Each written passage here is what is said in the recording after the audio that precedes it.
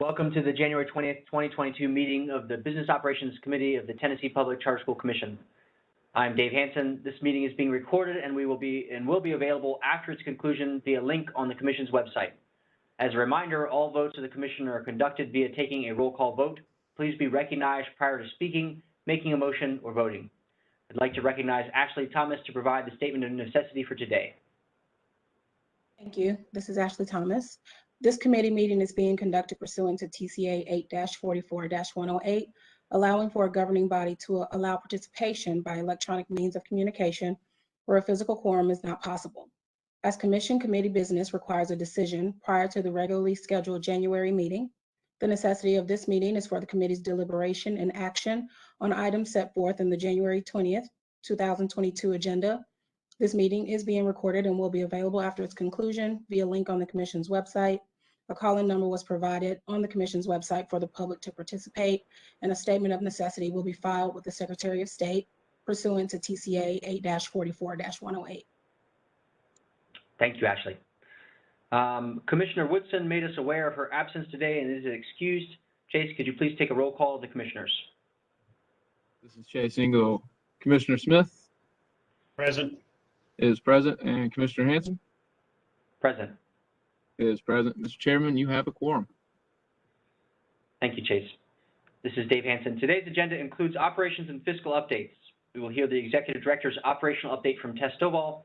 Melanie Harrell will provide an update on the fiscal year 2022 budget to actuals, as well as a revised budget for fiscal year 2023. We will conclude the meeting with an update on the MOU between the Commission and the Department of Education. Do Commissioners have any questions or comments on the agenda before we vote to approve?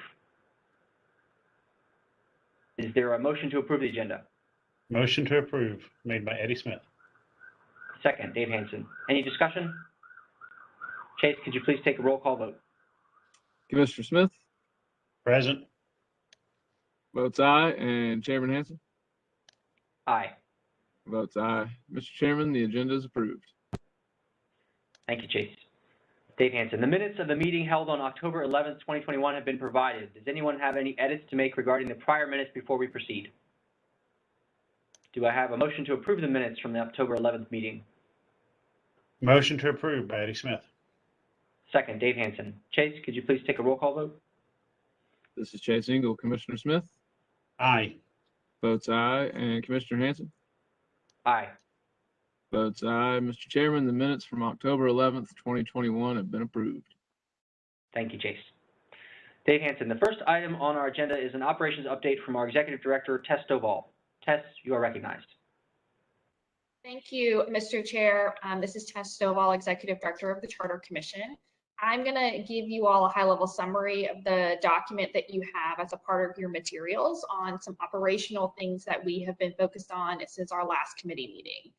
So first, wanted to start with staffing. We have hired 2 additional staff members since we met in October. We have a Deputy Director of Authorizing, as well as a Special Populations Coordinator. So those are both really focused on supporting the transition of schools from the Achievement School District, as well as supporting our LEA functions. Additionally, we are publishing a job description for a reporting and compliance specialist who's going to manage the reporting calendar, manage some of the school level and district level compliance areas that we have to focus on. This is particularly important as we look forward to opening at least 2 additional schools in the 2022-23 school year, as well as potentially begin transitioning schools from the Achievement School District. I do want to remind you all that we are authorized to hire up to 15 staff members, and with the reporting and compliance staff member, that would bring us to 13. So we do have 2 additional positions that we are going to be able to use in the short term and kind of longer term in terms of like when we think about capacity needs and other things moving forward. But I do want, I think this committee in particular to think about is as we look towards FY22 and our, FY24 and our FY24 budget request that we'll start talking about this summer, we may be recommending to you all as a committee, and then both recommending and asking for the General Assembly to increase our positions This is going to be particularly important depending on how many appeals the commission receives in the fall and how many additional schools that we authorize. So this is something from a staffing and capacity standpoint that I keep a very close eye on, and that I think this will continue to be a conversation that I'll be bringing to this committee. Moving on, wanted to update you on some of the procurement activities that the staff has been engaged in. So we've talked about for several committee meetings that we have engaged with the Tennessee Language Center to provide interpretation and translation services to us as a district and us as an agency. There are policies and procedures that we need to get translated. The ESSER plan for the district has to get translated. So we were able to enter into an interagency agreement. It is actually a state agency under the University of Tennessee, so it's called an interagency agreement rather than a contract. And that contract agreement is up to $20,000, and it can be renewed by the agency. And this probably is something that we want to, on a regular basis, have renewed, just so that we are able to use those translation and interpretation services should we need to access them. We have also did some research and kind of outreach around performance framework analysis support. This is something that we have put in our GEAR budget and our GEAR agreement, the funds that were given to us by the Department of Education to support the transition from the Achievement School District. And we recognize that one of the pieces, foundational pieces of our work is our performance framework, and we want to make sure that it is regularly reviewed and updated to make sure it aligns to current accountability, our current portfolio, and acknowledging that we do have schools potentially coming to us from the Achievement School District. So we reached out to 3 vendors to get quotes, and based on the review of the quotes, we determined it was best to move forward with a fee-for-service agreement with SchoolWorks because it was the most cost-effective quote. So we've worked with Central Procurement to make sure that we are completing this process in alignment with all rules and regulations. The maximum amount will be for this agreement will be $10,000, and we do anticipate this work to take approximately 6 months. So we are currently in the process of finalizing that agreement and putting it through the approval chain for the state. And lastly, on the procurement front, I did want to let you all know that we did ask for quotes for application review support. So this is around the external reviewers that we use in our application review process. Currently, we at the staff level manage one-off individuals, both the recruitment, the training, the the payment, the oversight of those individuals. But there are third-party support organizations that, if you look at nationally, other authorizers, that you could have a contract with them to support application review.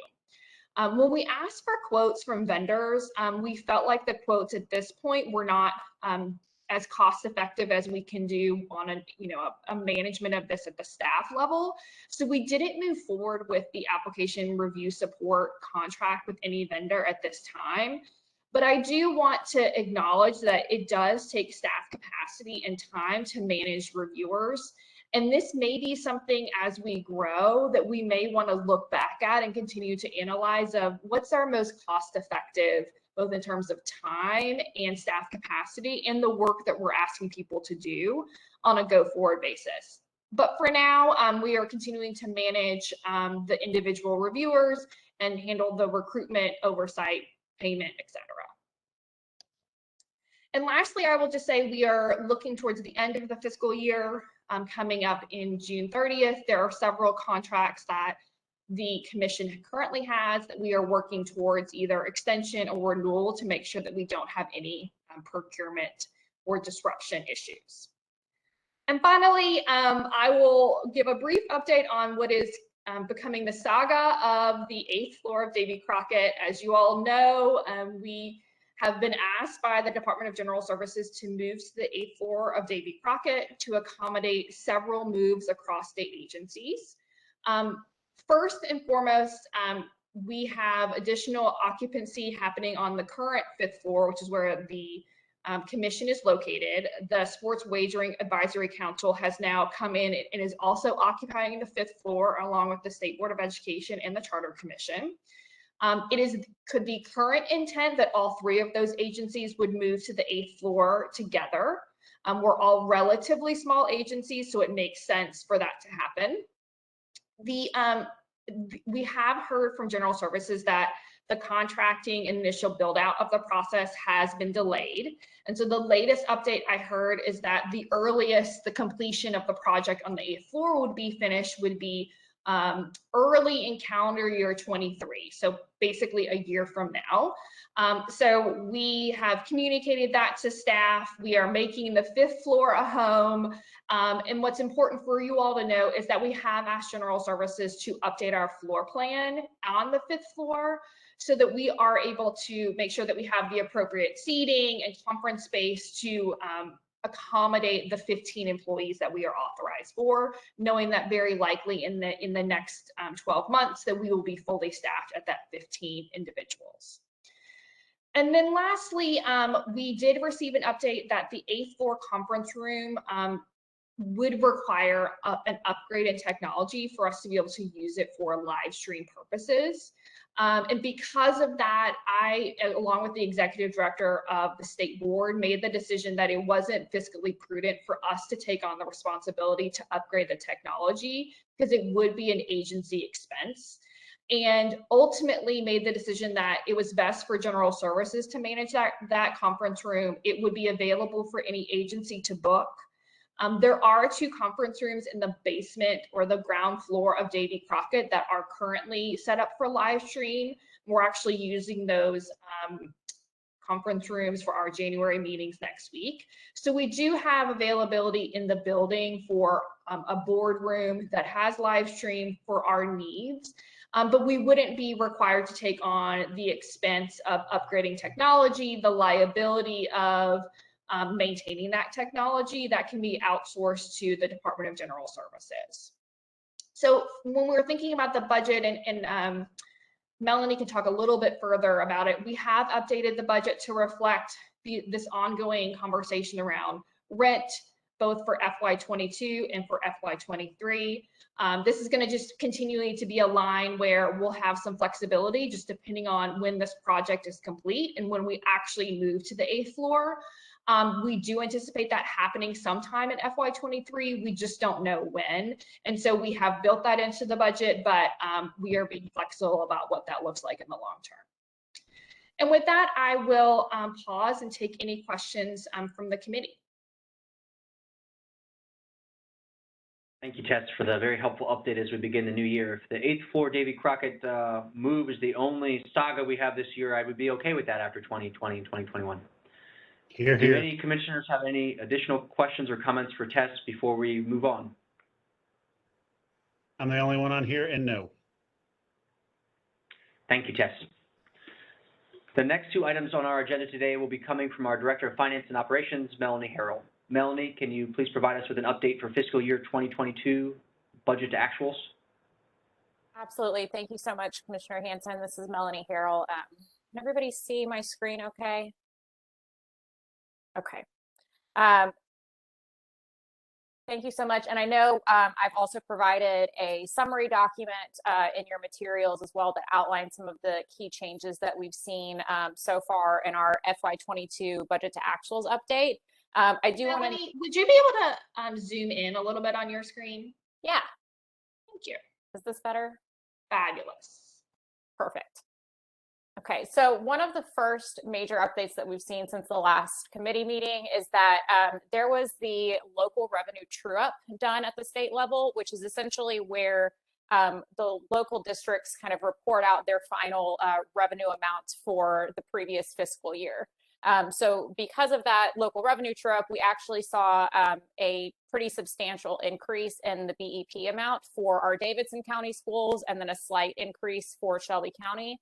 So I know we talked a lot at our previous committee meeting about kind of enrollment variations, the true-up process, and this is one of the areas where after this true-up, we saw a little bit of a boost to our BEP and authorizer fee dollars that we'll be passing through. So wanted to highlight that in terms of revenue.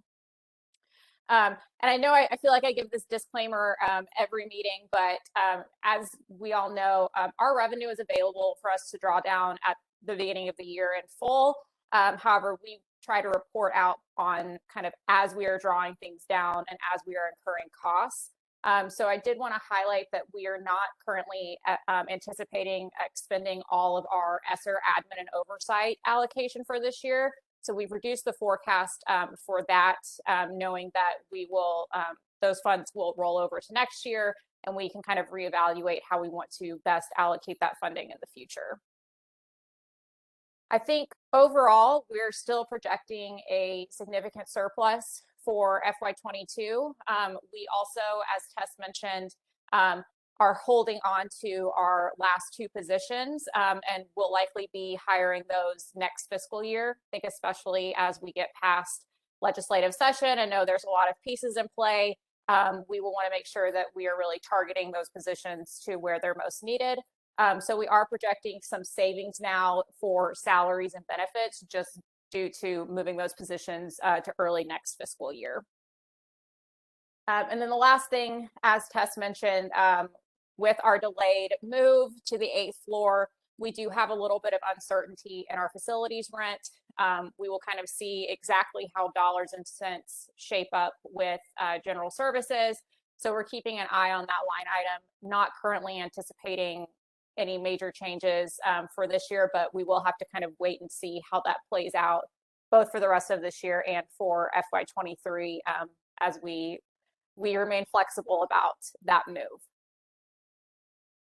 So before I move on to FY23, I'd love to pause and see if there's any questions from the committee.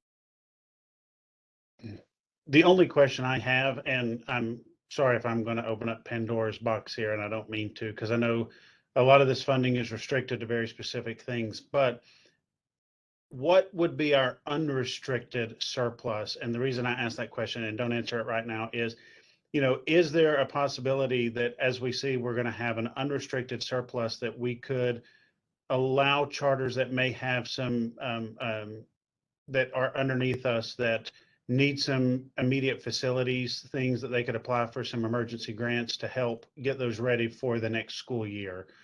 So that's just a question as we're looking at that surplus. Is that something that we would even be able to offer? Because I know there's also the governor set aside quite a bit of money for that, but looking at that surplus, is there a way that we could, you know, utilize that so that there's just less that the General Assembly would have to be funding elsewhere? So I think that's an excellent question. This is Melanie Harrell again. I think there's kind of 2 parts to this. So yes, a lot of our funding streams are restricted to very specific things. I think where we see the most opportunity with this is around the authorizer fee. So our authorizer fee is really intended to fund some very core functions, our very core authorizing work. So we are strategic about what we're allocating when we're talking about the restricted funding streams to state dollars, what we're funding by the authorizer fee, what we're funding through ESSER or any other sort of revenue stream. So the authorizer fee revenue, any that's not expended, is refunded back to the schools. So kind of in proportion to the amount that they contribute. So that amount would be refunded. And then, of course, anything from state dollars that is not expended, we have to revert back to the General Assembly. I think our flexibility on that is probably fairly limited, but I would have to defer to our council on exactly what are our opportunities there. But I would anticipate seeing an authorizer fee refund to schools. I think this year that is something that will very possibly happen.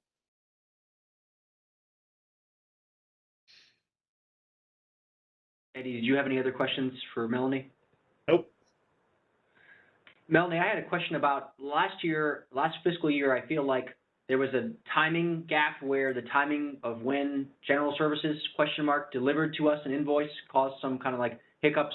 So have we figured that all out, or has General Services figured that all out, or is there anything else we need to talk about there for 22 or 23, please? We are currently, thank you, this is Melanie Harrell. Gotta always remember to say my name.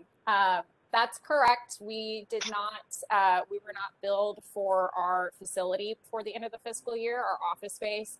That is because what General Services is billing is actually TDOE as a whole. And so there's a more complex than I would have thought process around trying to parse out the square footage and what goes to which agency. So we are currently being billed monthly for our facility, our office space. That is something that I have top of mind as we're getting new adjustments from general services and working with TDOE around making sure any adjustments are being reflected in a timely fashion and what we need to do to manage that process. So we will have our information from general services. We can certainly do our projections. It's just kind of the back end of actually getting everything adjusted for our billing is what has to happen. So we're keeping an eye on it and hoping there's not any issues. We are currently being billed regularly. Thank you, Melanie. This is Dave Hanson. Melanie, thanks for walking us through the first 6 months of fiscal 2022. Are you prepared to provide your update to the budget for fiscal year 2023, please? Yes, absolutely. This is Melanie Harrell. So again, knowing our discussion last year, our last committee meeting around, which was also last year. So last year and last committee meeting, we had a lot of conversation about just the known, unknown, the variation that we know impacts our budget from everything from local tax revenue, ADM enrollments, and then obviously the large volume of appeals that we have coming down the pipeline, opportunities for reconciliation between any authorized schools in their local districts. And so I wanted to give the committee just an update on kind of 2 possible situations that we're seeing. Again, these are not up for approval. These are very preliminary with kind of a low end estimate on what we could be looking at in terms of budget and revenue for next year. And then what I would say is a higher end estimate based on the number of schools that could potentially be opening. So I think an important thing here is just to see the sheer volume and difference that there is in the enrollment that we could be looking at. So our enrollment currently is a little over 1,700. We're talking about growing by likely at least 1,000 students and potentially up to 3,000 more. So we're looking at exponential growth and having to keep in mind, to Commissioner Smith's point earlier, the restrictions on different funding streams, how to best strategically use our resources, and how to account for some of the uncertainty. So I really just wanted to provide this as kind of an update to get a sense of the order of magnitude difference that we could be looking at for next year, and see if there are any kind of immediate questions about our thinking. As Tess mentioned earlier, we will be bringing an updated budget for your review in April, and then I would also certainly anticipate that by July, or potentially even sooner, we may also need to make some adjustments to this based on what we see come out of the General Assembly this year. So this is, again, just meant to be an example of kind of what we could be looking at, knowing that we will firm up a lot of these projections in April and then again in July. So with that, are there any questions about or initial thoughts about FY23 budget, the variance, and our initial projections? Thanks, Melanie. This is helpful. It would just be really helpful if you could put a specific student number we're going to have in fiscal year 2023. Yeah, I'll put some M&Ms in a jar, Dave, and that's how many kids we'll have, and you can tell me. I appreciate the trying to budget in a huge variance kind of environment. So thank you for the earnest effort here, kind of in an opaque budgeting environment, and we'll obviously get more information and we'll keep making decisions as we go along, and that will, I know we're being prudent here and thoughtful around keeping salaries and expenses flat regardless of the scenario, and then we can, as we get more information and more time goes on, make some strategic decisions. So Eddie, do you have any questions for Melanie on fiscal year 2023? No, but if you're going to use M&Ms, they have to be peanut. Noted. Just like a real donut is Krispy Kreme, not Dunkin'. And Chairman Hanson, I just one thing to add on that front. So we've gotten our dates for our legislative budget hearings at the General Assembly, and Tess, Melanie, myself, and I believe Gomer will be up there in Senate Education on February 9th. And then we will also have our budget up the evening of March 8th in House Finance Ways and Means. So I would anticipate us giving you a report on all of that as we come back in this committee on the 31st. Just wanted to put that in there. Thank you very much, Chase. And thank you, Melanie, for the updates on fiscal 22 and fiscal 23. Dave Hansen, our last item on the agenda is an update on the Memorandum of Understanding between the Commission and the Tennessee Department of Education. I would like to recognize Ashley Thomas and Melanie Harold to update the committee on this MOU, please. Thank you. This is Ashley Thomas. I believe we first brought this MOU to the committee at our October meeting. I'm happy to say that we have finalized the terms, assuming that there's no further flags from this committee. I will say one of the questions that was asked in October was whether or not there would be costs associated with this MOU. As you can see, there are no costs associated. And so if that were to change, of course, that would require a new agreement. This MOU does retain our independence as an independent agency, even though we are using DOE for some supports. It does renew each year on July 1st. There's a 90-day termination notification requirement included in the MOU, and it speaks to their administrative support for our human resource functions, such as orienting new hires, management of our performance documents, and then as far as the fiscal obligations, they are providing budget review and approval. They serve as our liaison between F&A. They support our processing of accounts payable, as well as they are secondary approvers on our fiscal procurement submissions. The remaining language is boilerplate MOU language as far as severability and non-discrimination, but I will pause if there were any questions after you review this MOU. Greatest news I heard is no fiscal impact. We were all excited about that part. This is Dave Hansen. Thank you, Ashley, for the update and for the hard work in the background. I know there were a lot of iterations to get the MOU to where it is in final form, so thank you and Melanie and the team for getting that to the finish line. Do commissioners have any questions or comments before we move on? I think if that's the case, then thank you all for your attendance and participation at this meeting of the Business Chairman Hansen, I'm so sorry. I would think Tom would like you all to approve the MOU and recommend it for approval at the commission meeting. So if you all wouldn't mind doing that motion really quick so we can just have it formally before the commission next week, I think that would be great. Then I make a motion, Eddie Smith, I make a motion that we approve the Memorandum of Understanding and forward to the full commission for their review. Dave Hansen, second. Chase, could you please take a roll call vote? This is Chase Engel. Commissioner Smith Yes. votes aye. Chairman Hansen Aye. votes aye. Mr. Chairman, the motion is approved. Thank you, Chase. Tess or anyone else, any other matters we should do while we're on? Okay.